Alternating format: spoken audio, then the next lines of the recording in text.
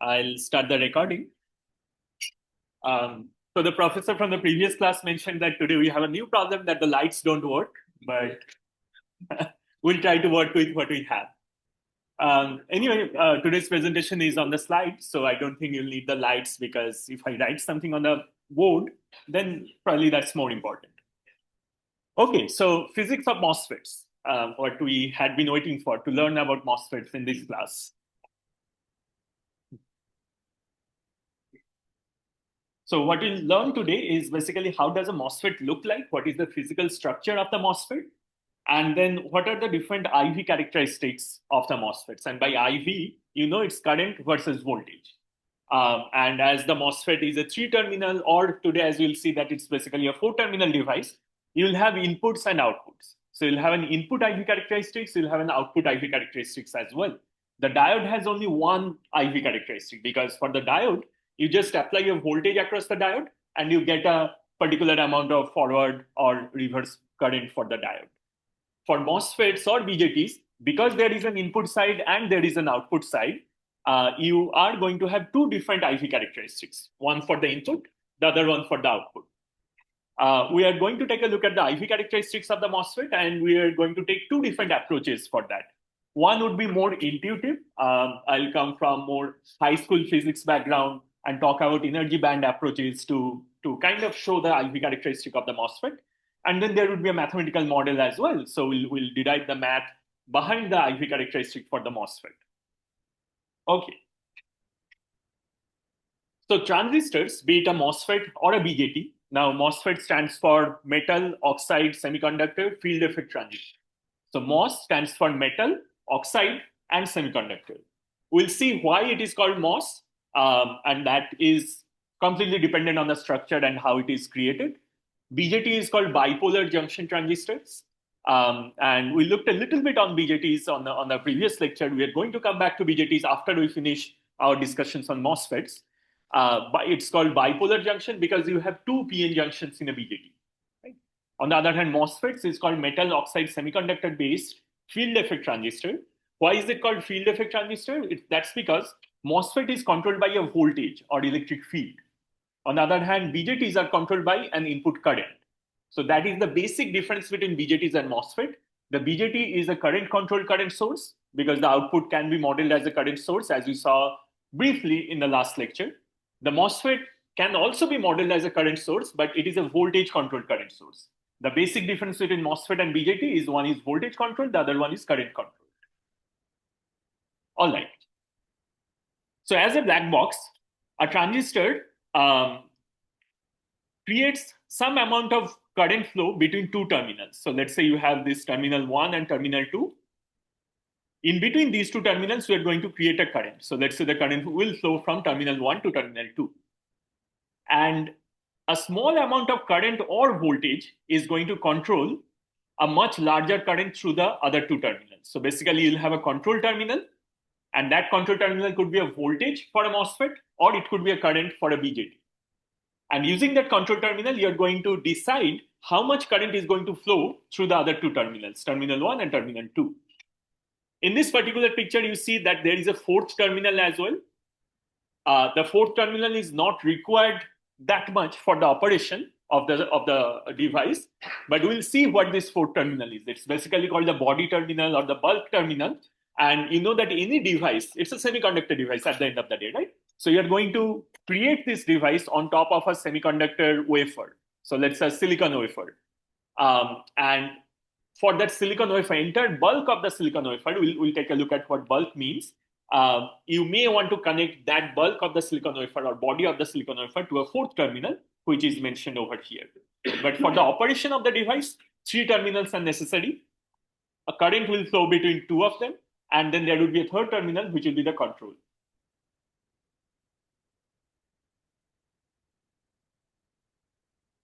All right. Now, for a MOSFET, these two terminals are going to be called source and drain.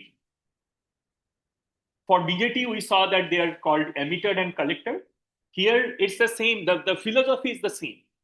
For the BJT, we saw that the emitter is the emitter of majority carriers. For the MOSFET, the source is the equivalent terminal, and it's the source of the majority carriers. So again, if you have an N-type source terminal, then that is going to be the source of electrons. If you have a P-type source terminal, that is going to be the source of holes. So whatever majority carrier you have in the structure, be it electrons or holes, and depending on that, there will be two different type of MOSFET configurations. The source terminal will always be the source of the majority carrier. Don't think of it as the terminal where current comes in or current goes out, because it will be opposite for the two different configurations that we see. But what is common between all the ideas or the concepts is that the source is always the source of the majority carrier. And the majority carrier would be electrons or holes, depending on two different configurations. On the other hand, the drain terminal is equivalent to the collector terminal. So basically, you have your majority carriers flowing out of the source, and they will go down the drain somewhere, right? That's basically the drain terminal, or the collector terminal for your BJT, which is the equivalent name in the domain of BJTs. All right. And for the MOSFET, the control terminal is going to be called the gate, because again, the name signifies that you're going to gate how much current is going to flow, right? It's kind of like a floodgate where you want to make sure that you can control the amount of water that flows through the gate. So here it's the amount of current that flows through the device, and using the gate terminal, you're going to do that. The fourth terminal will be called the body or the bulb. Now, as we already discussed, that if there is a current control, it's a BJT. If there is a voltage control, this transistor is going to be called a MOSFET. And again, the name FET or field effect transistor, this signifies that the control is in the field. So, of course, an electric field creates a voltage, right? And that's why we say that it's voltage control device, because it's also voltage and electric field are synonymous, right? Because the electric field creates voltage, or basically you know that the dV dx, or the derivative of the voltage, is basically your electric field. Okay? So there is a direct relationship between your electric field and the voltage, and the MOSFET is that electric field effect transistor or voltage control transistor. On the other hand, the BJT is the current control transistor.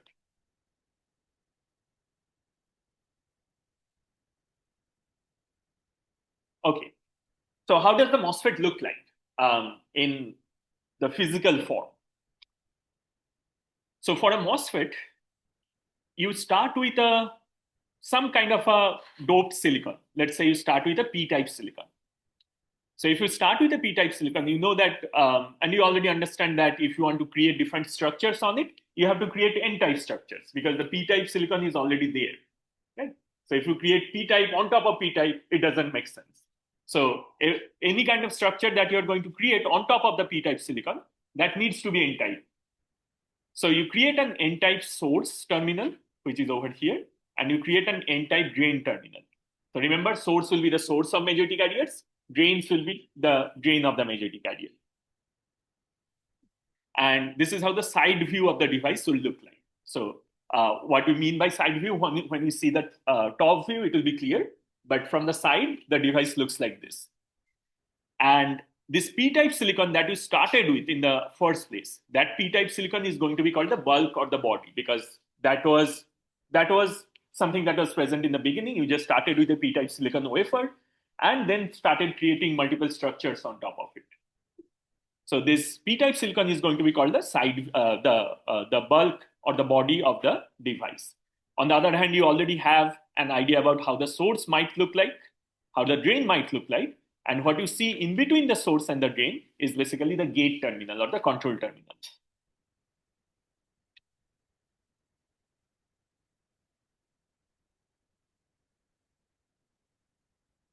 Okay. Now, when you want to create a flow of current through this device, you want to apply certain types of voltages. Now, for this type of transistor, where your bulk is a P-type silicon, and then you have this N-type silicon as the source and the drain, which means that the majority carriers are going to be electrons, because your source is an N-type silicon. And inside an N-type silicon, there is always excess of electrons. So you have electrons that will eventually flow from source to drain. That's what you can guess, right? Because source will be the source of the majority carrier and drain will be the drain of the majority carriers. So the electrons will flow from source to drain, which means current will flow from drain to source. in this case. Current will flow from drain to source if electrons are flowing from source to drain. You also know that current flows from a higher potential to a lower potential. So if this is the case, it has to be the scenario that your drain voltage is a higher voltage than your source. So for this type of a MOSFET, the drain voltage has to be higher than the voltage at the source, because only in that case there can be a current flow from drain to source or a flow of electrons from source to drain. You'll also apply some gate potential to control the amount of flow of current, and that voltage or the gate potential is going to be called VG, V substrate gate.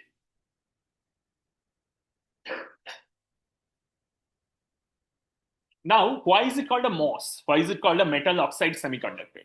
This is called a metal oxide semiconductor because the gate is a metal.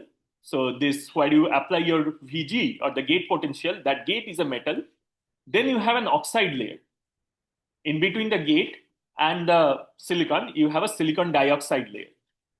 And silicon dioxide is basically sand, right? So it's silica, and it is non-conductive.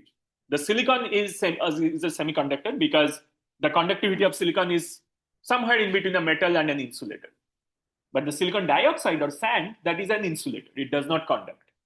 So you have an oxide, non-conducting oxide layer between the metal and the semiconductor, and that creates your MOS structure. You have your metal on top, then you have an oxide sandwich between the metal and the semiconductor, and then you have your semiconductor at the bottom.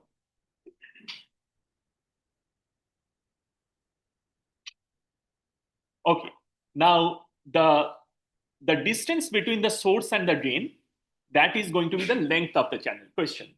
So you said that source. Exactly. No, the source is N-type, right? So you started with a P-type silicon. It does not make sense to build on anything on top of a P. So if you build P-type on top of a P-type, doesn't make sense because everything will look same, right? So you only can build N-type on top of P-type, which means that your source has to be N-type or drain has to be N-type. If they are N-type, then the majority carriers are going to be electrons. Question? For just like the nomenclature of MOSFET, when you say N-channel MOSFET, does that mean it's a P-type MOSFET, or is an N-channel MOSFET an N-type MOSFET? Right. So that's a great question. That's where again a lot of confusion comes from. So when you say N-channel MOSFET, that is basically you want to create a flow of N-type majority carriers through the channel, right? N-channel. That means when the channel is formed, we'll see that the channel is not formed in the beginning, but when the channel is formed, when the bridge is formed between the source and the gate, source and the drain, then you want a flow of N-type carriers through the channel. That's what N-channel MOSFET means, okay? Which means that your source and drain has to be N-channel. So an N-type MOSFET, what you see here is basically an N-type or N-channel MOSFET, right? So it may be called N-type, it may be called N-channel, but what it will mean is that you'll start with a P-type silicon and create your source and drain as N-type material. Any other question? Yes.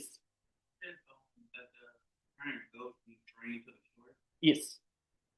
Because electron going from source to drain, current has to be the opposite direction of electrons because electron is negatively charged. So wherever that negatively charged carriers are flowing, the current which flows from positive polarity to negative polarity has to be the opposite.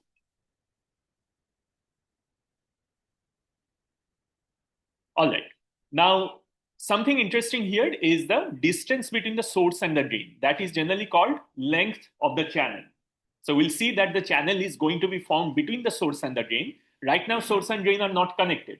Source is an N-type material, drain is an N-type material. In between, you have P-type silicon. So you do not have a continuous N-type or P-type material. But the distance between the source and the drain is going to be called the length of the channel, which we are going to create in the next few slides. Okay, so this is the side view. From the top view, the MOSFET looks like this. From the top view, what you are seeing here is basically the gate. Right? So earlier you saw the side view, now you're looking at the top view here on the right side. So in the middle, you have the gate terminal, and the width of this is basically from here to here, that's the length of the gate terminal, because on the left side, let's say you have the source, and on the right side, you have the drain. So what you see here is basically the source terminal and the drain terminal with the gate terminal in the middle if you look from the top. So that's how the top view of the device looks like. And these black rectangles or the squares, these are basically metal contacts.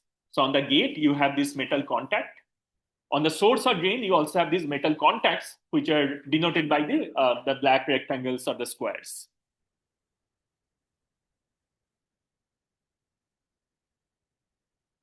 All right. So again, we already discussed this, that we got back power. It looks like.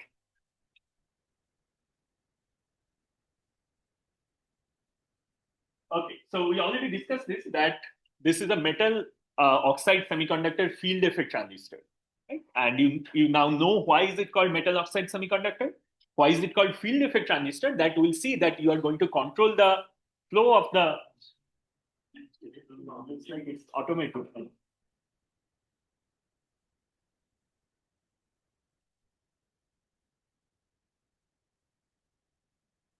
Okay. All right. So why is it called field effect transistor? Okay, that's all good. I guess you are able to still see the screen, right? Yeah. Okay. Okay. It's a funny room. What can you say? So it's going to be called a field effect transistor because you're going to control the behavior of the device or the current flow through the device by using a voltage as a control or field as a control, electric field as a control, and that's why it's called a field effect transistor.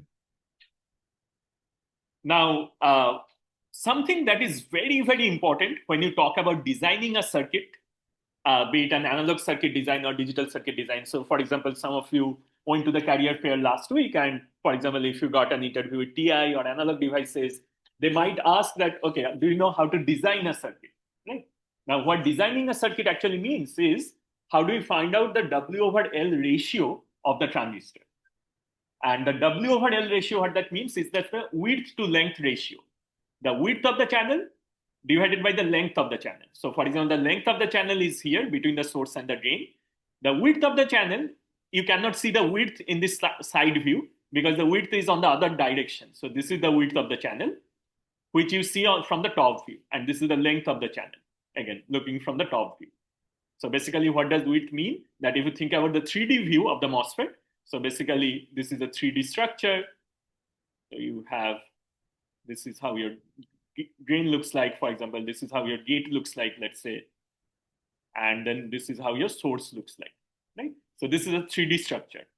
Now, in that 3D structure, the width is in this dimension. And that is the reason why we do not see the width when we are talking about the side view. Only when you see the top view, you kind of understand where that width is. Questions? Yeah, so like I see on the source, like you see actual. Yeah. So they're going to be two separate like sources, separate or is that just like two contacts? Right.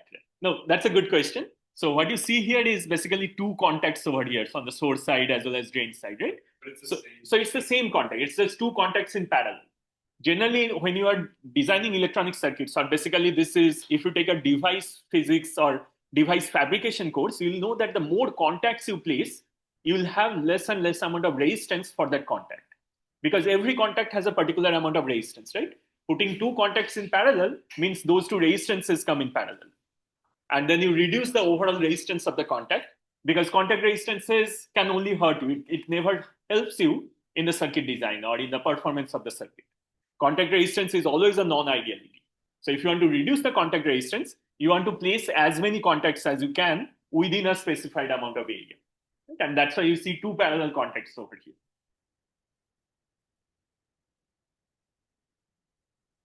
All right. So whenever someone says that design a particular circuit or design a MOSFET based or design a particular transistor, let's say, what they're trying to say is that design the W over L ratio.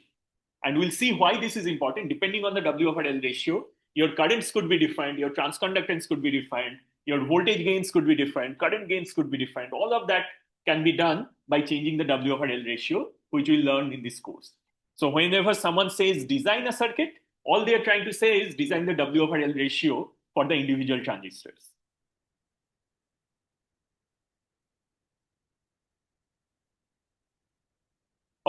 Now, N-channel versus P-channel MOSFET, coming back to your question, the N-channel MOSFET, or in short, sometimes they'll just be called N-MOSFETs or NMOS. In that case, you'll start with a P-type silicon, you'll create your N-type source and N-type drain, and then we'll see that how you're going to create the N-type channel in between. So that will make a N-channel MOSFET or N-type MOSFET or an N-MOSFET, or books might also call it NMOS. So like multiple names, but it means the same thing. For N-type MOSFET, what you are eventually going to do is that if you apply a positive gate voltage, so the difference between the previous slide and this slide is that in the previous slide, there was no gate voltage. You had, let's say, a drain voltage which is greater than 0 and source voltage which is equal to 0. Let's just say we have those two voltages to start with. And why do you want to have a drain voltage higher than the source voltage? Because you know that you want to create a current flow from drain to the source, because you will always have a flow of electron from source to drain, because this is an N-type material. Electron flows from source to drain, current flows from drain to source, means drain voltage is higher than the source voltage.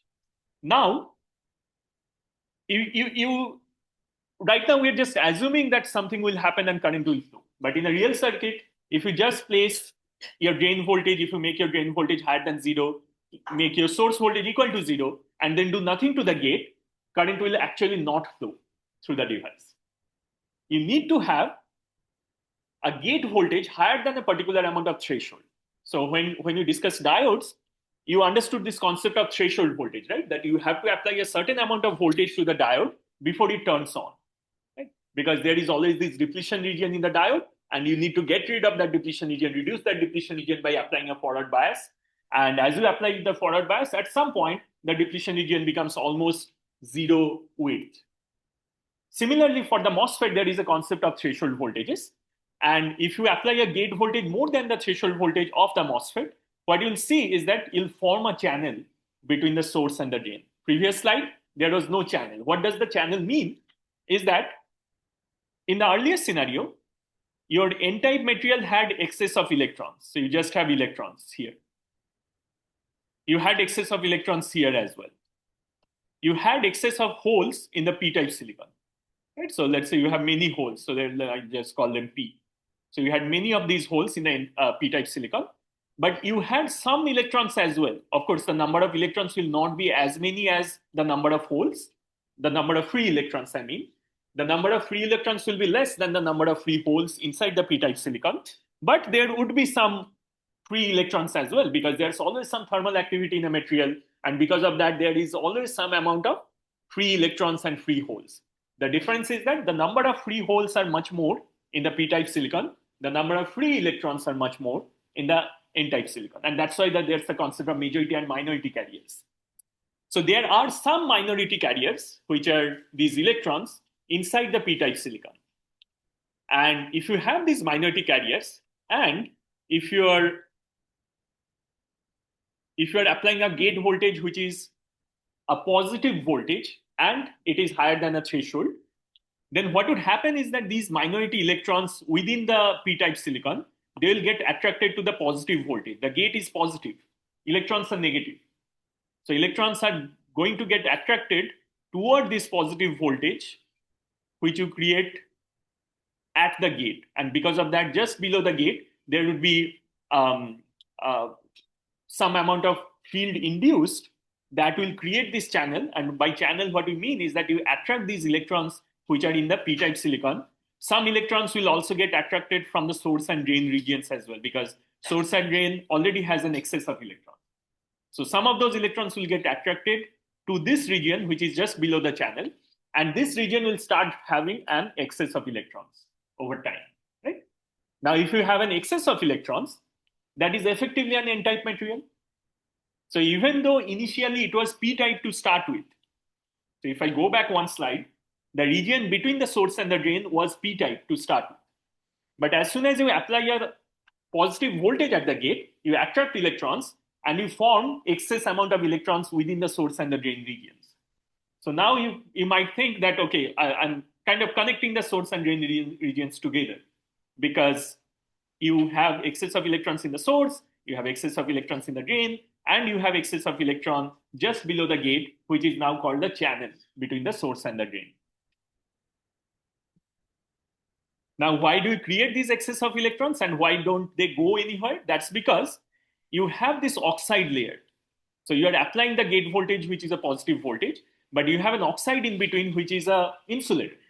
So even though the electrons get attracted, they cannot pass through the insulator layer and they cannot go to the metal layer where you have the positive voltage. So electrons are attracted toward it, but they cannot pass through this insulator layer, which is in between. Because insulator will not allow any current to flow or any electrons to flow through them. So in other words, what you see here is like a capacitor. You have a metal plate here, which is definitely a conductor. You have an oxide, which is a insulator material in between, sandwiched. And then you have a semiconductor. You had a semiconductor, but now you're attracting more and more electrons, so that region becomes more conductive. So effectively, you create a MOS cap. So this structure is called a MOS cap, where you have just a metal gate, the oxide region, and then the semiconductor.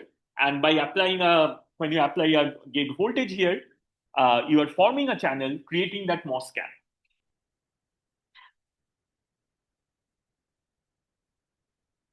And because of the existence of the oxide layer, the current cannot flow through. Current cannot go in any direction. Current cannot flow in, current cannot flow out. So none of that is allowed in a MOSFET because you have the oxide layer in between. Okay, now thought experiment. Think about it. When you talked about op amps, you know at the input of the op amp, there cannot be any current going in, there cannot be any current coming out. That's the reason. We'll actually show it. We'll actually design the op amp later on using MOSFETs, but the input of the op amp actually goes to the gate of the MOSFET, which is inside the op amp. And that is the reason why you can make infinite or almost infinite input impedance. Of course, any device will have leakage. Even though we are saying that this is oxide and this is completely an insulator, it will still have some amount of leakage because it's not a perfect insulator, even though it's oxide. And because of that leakage, the input impedance of the op amp will not be infinite. But in an ideal world, assuming that the oxide is a perfect insulator, you will have a perfect infinite input impedance for the op amp if that input port is going to the gate of the MOSFET. Question?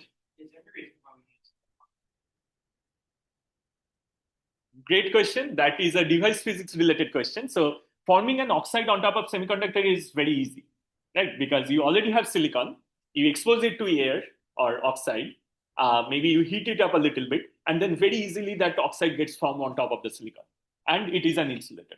So if you want to form an insulator, it's easier to do it with silicon dioxide. You can do it with other material as well, but then the cost is extra. Here you just have to have the silicon chunk and then leave it out in the air. Yeah. Questions? Okay.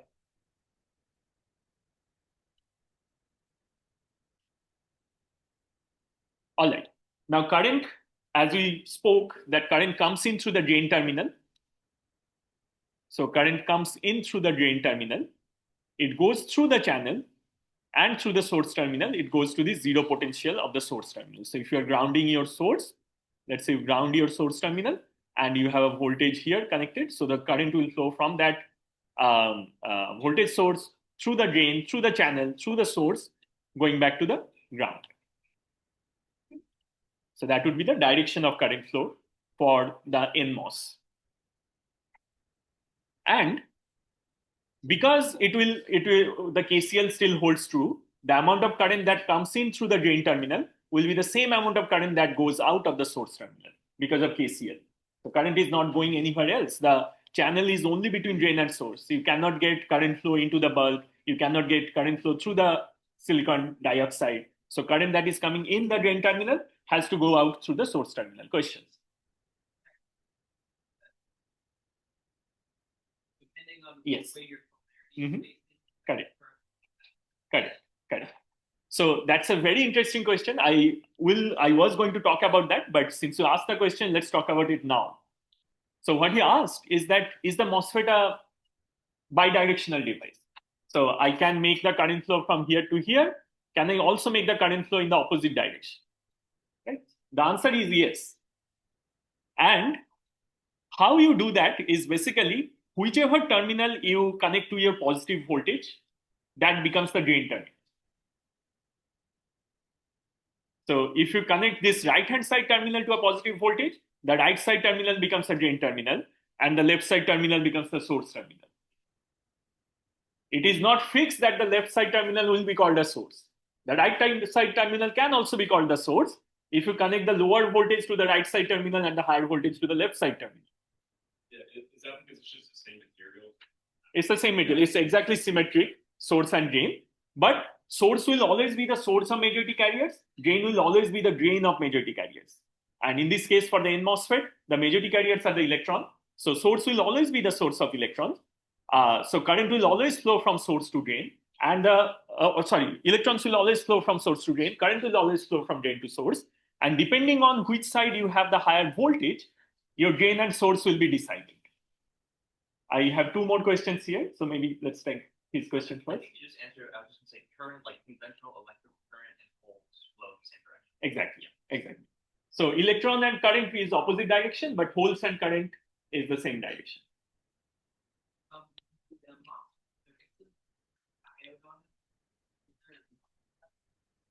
The MOSFET, Generally, so the MOSFETs, okay, I understand what you're saying. It's not a diode actually, it's a direction of current flow. That's just an arrow, not a diode. So it might look like a diode because it may look like a triangle in some cases. I'll show that in the next slide. Okay, but that's just the direction of the current flow, but not a diode. All right. What you see on the right-hand side is a P MOSFET. And just as we, in electrical circuits, it's all about dualities, right? So you have voltage and current, those are dualities. You have your Thevenin and Norton, those are dualities. So N MOSFET and P MOSFET, again, exact duals of each other. For an P-type MOSFET, you start with an N-type silicon.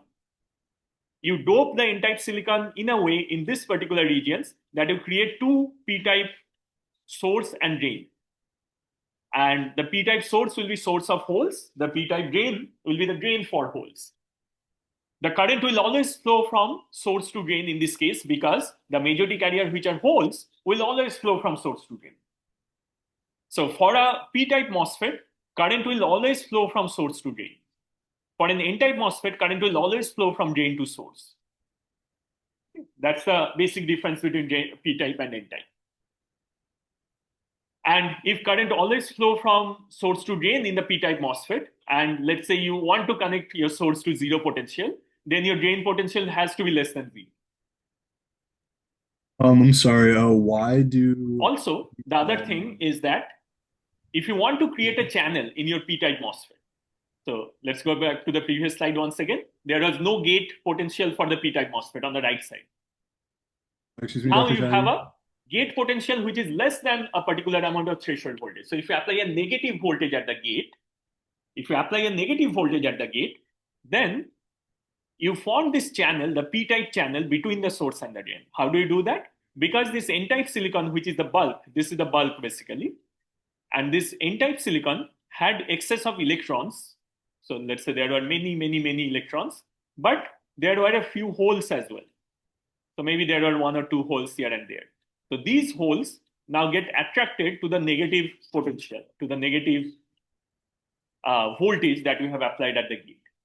So just like you had formed this N-type channel in the previous scenario, you'll create the P-type channel in this case with the P-type MOSFET. Question?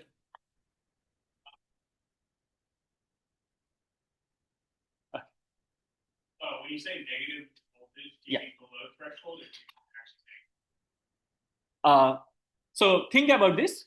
When does a positively charged particle, let's say positively charged hole, get attracted to something? Only if that has a negative voltage to it, right? So it has to be a negative voltage that you have to apply at the gate to attract those holes. Similarly, here it has to be a positive voltage on the gate to attract the electrons. Question? So, what? No. The W over L is the design of the MOSFET. The threshold is completely different. Yeah. So the W over L is what a circuit designer will do. Circuit designer will design the MOSFET. A device engineer can actually have control over the threshold voltage as well. So you're going into very interesting territory that how do you even control the threshold voltage? So let's say for now, we assume that we cannot control the threshold voltage, but there are ways to do that. What threshold voltage says is that after you have applied a certain amount of voltage, you create enough amount of channel over here. And to intuitively understand that, think about it. Originally, let us go back a few more slides. So originally, you had a p-type silicon in between source and drain. P-type silicon means you have excess of holes. Now, imagine this, that you apply a very small voltage, positive voltage at the gate. Let's say you apply 1 nanovolt at the gate. It's positive. Do you think that the device will turn on? There would be a channel? No, why not? Because a 1 nanovolt voltage is not strong enough to attract sufficient number of electrons from the bulb to create the channel. You need a certain number of electrons because originally there are excess number of holes. You first need to get rid of those excess number of holes. Then you need to bring in excess number of electrons so that eventually the channel is formed. And that needs a large amount of voltage. You cannot do it with a nanovolt voltage, right? So that is why only after you have applied a certain amount of voltage at the gate, your channel forms. And that certain amount of voltage that you need to apply at the gate is called the threshold voltage of the device. Right? On the other one, it's opposite, that you have to apply a certain amount of negative voltage at the gate. It will pull the holes from the bulb and then create the channel. All right. Now, one thing that I want to add over here is that it's easy to think about, for example, these positive or negative voltages, but eventually in a circuit, you need to ground certain terminals, right? You need to apply some amount of a reference in a circuit. So, and that's why here it is assumed that if you're always referencing Vs to the ground, let's say Vs is ground here, Vs is also ground over here, then what you're saying here is that makes sense, right? That you need to have a negative potential with respect to the ground, right? You need to have a negative potential with respect to the ground for the p-type MOSFETs gate, and you need to have a positive potential with respect to the ground for the n-type MOSFETs gate. So to simplify things, what circuit designers talk about is VGS, V gate to source. So VGS stands for the voltage difference between the gate and the source. So VG minus VS. That's VGS. And VGS for the n-type MOSFET is positive. VGS for the p-type MOSFET is negative. Right? So you'll talk about, so the VGS basically will mean that certain amount of threshold voltage need to be applied at the gate. And as you saw, that has to be either positive for an NMOS and negative for a PMOS. And that is in most of the, let's say, circuit design problems, it will be represented as VGS because you will ground one terminal or you will reference with respect to one terminal, and that's going to be the source terminal.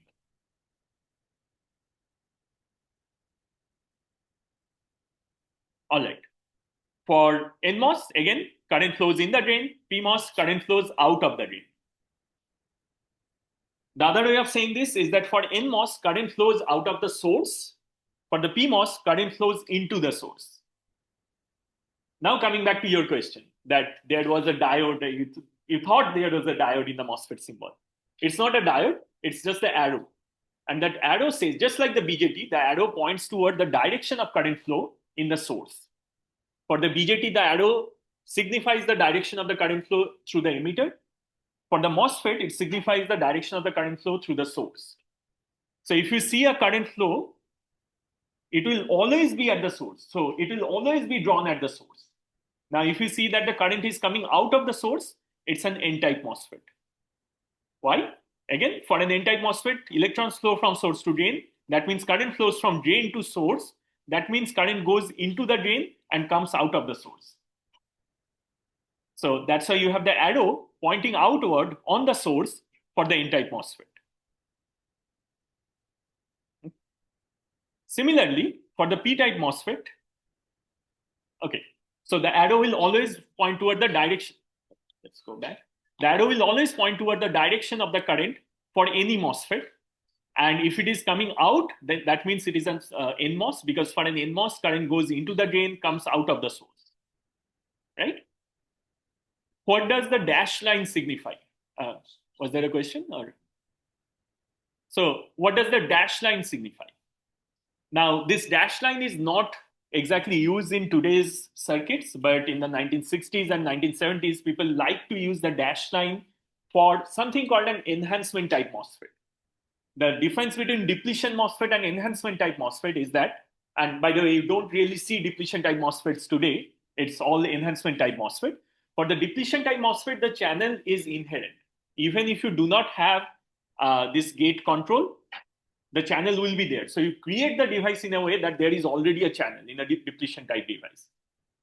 That is not very useful because it's not very controllable like the enhancement type MOSFET. For the enhancement type MOSFET, you enhance the property of the channel to actually create the channel. The channel did not exist in the beginning. You do something with the gate so that you create the channel eventually. And that is called an enhancement type MOSFET. Now, again, in 1960s and 70s, people used to they were looking into both depletion and enhancement type MOSFETs and trying to see which one is better, because at that time, that was kind of still unknown. And then they created two different symbols for the enhancement type and depletion type MOSFET. For the depletion type, because the channel was already there, you actually connect all of these dashed lines together. For enhancement type MOSFET, because the channel is not present in the beginning, you have a dashed line. That's how the symbol started. But then people noticed that depletion type MOSFETs are not very useful. Everything that is done today in the world, almost everything is with enhancement type MOSFET. So in most of the circuits that you'll see from today onwards, you'll not see that dashed lines, even though it will still mean the enhancement type MOSFET where you need to create the channel. The channel is not inherently there. Okay. So that's mostly an historical reason. Today, everything like any MOSFET that you'll see will not have this dashed line in the symbol. That will be a directly connected a continuous line, but it will still mean the enhancement type MOSFET because you're going to create the channel. Okay, P-type MOSFET. What would be the circuit symbol for it? As we discussed that current will always go or will always draw this arrow on the source. And for a P-type MOSFET, you have your holes going from source to drain because source is the source of holes. Your holes are going from source to drain. That means current is flowing from source to drain. That means current is coming into the source and flowing out of the drain. Because we made a decision that we'll always draw the arrow on the source, this time the arrow will point inward. That would be the basic difference in the circuit symbols for the MOSFETs. On the right-hand side, you see an alternative symbol, which in digital circuits people generally use. So they just use a bubble. If you don't use the bubble here on the gate, that will mean that it's an NMOS. If you use the bubble, it will mean PMOS. Because in digital, you will like to simplify things. You will not like to always think about where does current go in, where does current come out. You just want some simplified representation. And that bubble gives you the simplified representation in a digital circuit. So generally, these two are the symbols that you'll generally see in any books. Questions? In a way, with shifting the reference voltage, I'm making V at 5 volts and making V. Exactly. That's what you do in a, let's say, CMOS digital circuit. That your source is connected to a positive voltage, the highest voltage in the circuit, so that the gate to source is always negative, right? Or it cannot ever be positive. If the source is the highest voltage in the circuit, VGS cannot be positive at any point of time for the PMOS. For the NMOS, you connect your source to the lowest possible voltage in the circuit, that is the ground. And if you're connected your source to the lowest possible voltage, VGS cannot be less than 0 at any point of time. Right?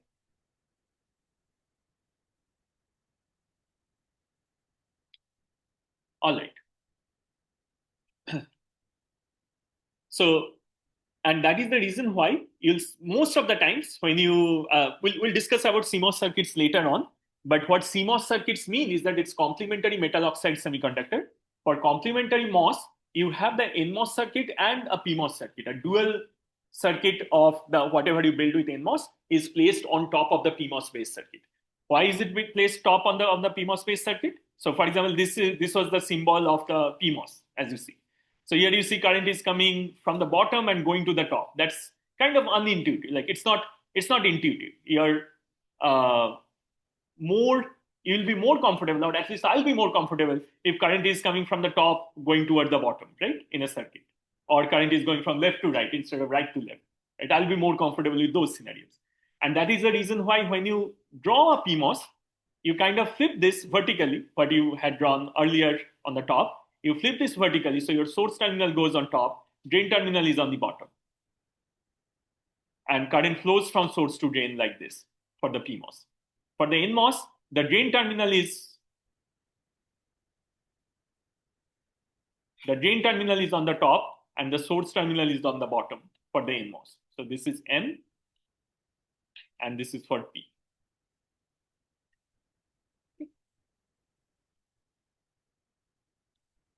All right. So again, arrow is in the direction of the current and arrow is always placed on the source.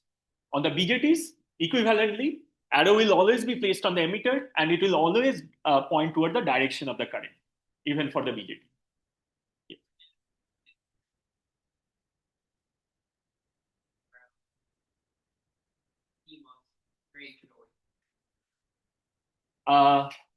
Yes, drain will be connected to the lower potential as compared to the source. In CMOS, what you'll do, you'll connect the drain of the NMOS and the drain of the PMOS together. We'll discuss that later. Don't worry about that right now, because we'll have an entire maybe 3 lectures on that. But this is how the convention of the PMOS and NMOS looks like. The symbols of NMOS and PMOS looks like. Now, if you think about any circuit today, so let's say what's there inside your phone. So this is circuit board of an old iPhone. Like, this is not the latest iPhone, of course. The latest iPhones are even more complex. But let's say you have a digital processor, you have some kind of memory, you have power management, you have radio frequency front-end circuits, analog modules for communications, and so on. And all of those modules, except for maybe power management, everything else will be created using MOSFETs. So this is CMOS, this is CMOS, this is CMOS. The power management can have some BJT units in it, because BJT, as we'll see later on, is more useful when you want to create high power or better leakage devices and so on. But most of the, let's say, the digital processor, you know that the people generally say that the entire world is digital, right? And that digital is possible only because there were MOSFETs.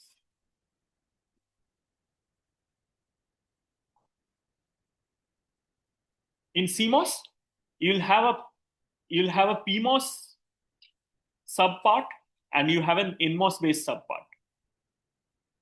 So as you ask the question, and it's basically just one slide, we'll not discuss about CMOS in detail, but you connect your PMOS based circuitry on top, you connect your NMOS based circuitry in the bottom, and you connect the drains together.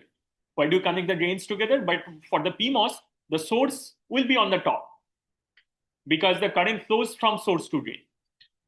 For NMOS, the current flows from drain to source. So if you connect the source of the NMOS to ground and the source of the PMOS to VDD, you create this continuous current flow from source to drain of the PMOS and then drain to source of the NMOS.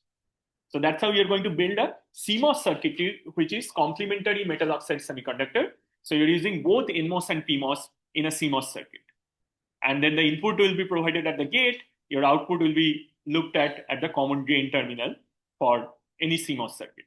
So we'll go back to that, come back to that later, and we'll see how to design AND gates, OR gates, NAND gates, and so on. But before that, we want to discuss the IV characteristics, the current to voltage characteristic using the energy band approach and mathematical model for a MOSFET.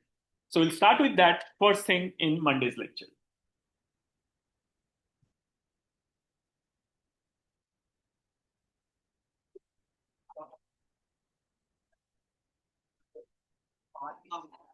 When I took digital design, we went over CMOSs in like the first lecture just briefly, and the professor said that NMOS was great at passing to ground, and PMOS was great at tapping like the voltage source. Correct.